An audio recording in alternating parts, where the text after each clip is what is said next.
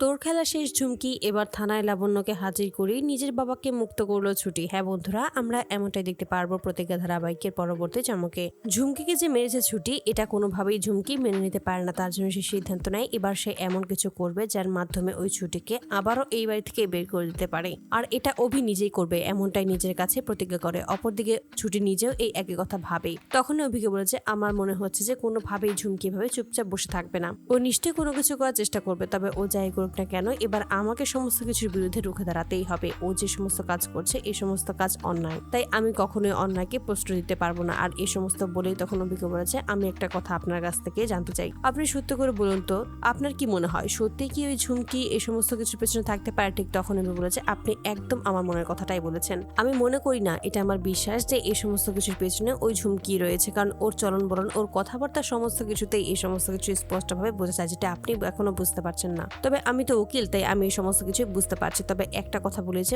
ওকে যদি আমরা কোনোভাবেই জব্দ করতে পারি এবং ওর থেকে কথাটা নিতে পারি, তাহলেই দেখবেন সমস্ত কিছু পরিষ্কার হয়ে যাবে এবং আপনার বাবাকেও আমরা নির্দোষ প্রমাণ করতে পারবো। এতে করে তখন ছুটির সিদ্ধান্ত নেয় এবার সে নিজেই সমস্ত প্রমাণ খুঁজে বের করবে এবং তার বাবাকে নির্দোষ প্রমাণ করবে। ঠিক তখন বলছে, আপনি কোনো চিন্তা করবেন না স্যার, এবার দেখবেন আমি সমস্ত কিছুর ব্যবস্থা ঠিক করে ফেলেছি এবং আমি আমার বাবাকে ঠিক নির্দোষ প্রমাণ করেই ছাড়বো। আপনি চিন্তা করবেন না, সমস্ত প্রমাণ আমি খুঁজে এনে দেবো। এতে করে তখন অবাক হয়ে যায় অভি আর বলছে, কি সমস্ত বলছেন আপনি কিভাবে প্রমাণ জোগাড় করবেন? ঠিক তখন বলছে, সেই বিশ্বাসটুকু আপনি আমায় করতে পারেন, আমি এতটাও অকাজের নই যে এটা কাজ করতে পারবো না। এটা আমার বাবার বিষয়, তাই এবার আমাকেই নিজেই মাঠে নামতে হবে। আর এই সমস্ত বলে তখন সিদ্ধান্ত নেয় এবার সে আজকে থেকেই ঝুমকিকে ফলো করবে এবং ও কোথায় যাচ্ছে, কার সাথে কি কথা বলছে, সেই সমস্ত কিছুই সে এবার খুঁজে বের করবে। আর এতে করে তখন ঝুমকির কাছে আসে এবং বোঝার চেষ্টা করে আসলে ঝুমকি কি করছে। ঠিক সেই মুহূর্তে বারবার করে একটা নাম্বার থেকে ফোন আসলে ঝুমকি বিরক্ত হয়ে বলছে, তোমাকে আমি বারবার না করছি, ফোন দিও না, তাও তুমি আমাকে বারবার কেন কল দিচ্ছ, আমি তো সেটাই বুঝতে পারছি না। ঠিক তখন বল যে, বেশ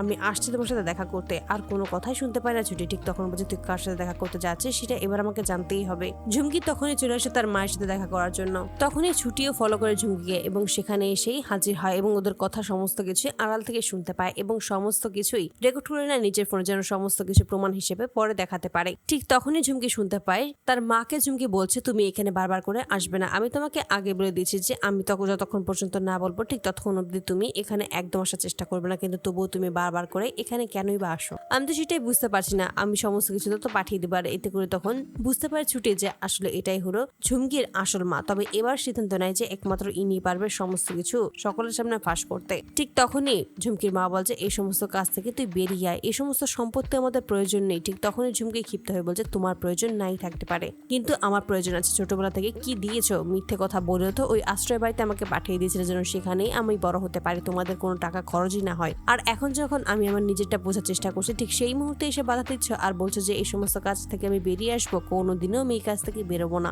আর এতে করে ছুটি সবটাই বুঝতে পারে এবং ঝুমকি সেখান থেকে চলে গেলেই কোর্টের হিয়ারিং এর দিন পড়ে যায় এবং ঠিক সেই মুহূর্তেই ছুটি খুঁজে বের করে ঝুমকির মায়ের ঠিকানা এবং সেখানে এসে হাজির হয় এবং ঝুমকির মাকে সমস্ত কিছু খুলে বলতেই ঝুমকির মা একটু ভয় পেয়েছে। ঠিক তখন বলছে, আপনার মেয়েকে একমাত্র আপনি নিজে বাঁচাতে পারেন, যদি আপনি সকলের সামনে সত্যি কথা বলে দিন তাহলে আর কোনো ঝামেলা হবে না। এতে করে তখন সে রাজি হয়ে যায়। অপরদিকে যখন কোর্টের দিনে সবাইকে জিজ্ঞাসাবাদ করা হয়, ঠিক সেই মুহূর্তে সেখানে হাজির হয় ওই লাবণ্য অর্থাৎ ঝুমকির মাকে নিয়ে ছুটি। আর তখনই বলে যে উনি হলেন আসল সাক্ষী, উনি এবার সমস্ত সাক্ষী দিবে। আর এই বলে তখন লাবণ্যকে বলেছে, এবার আপনি বলুন, আপনার কোনো ভয় নেই, আপনাকে আমি যা কথা দিয়েছি সেই কথা অবশ্যই আমি রাখবো, আপনি চিন্তা করবেন না, আপনি শুধু নির্দ্বিধায় সমস্ত সত্যি কথা বলে দিন।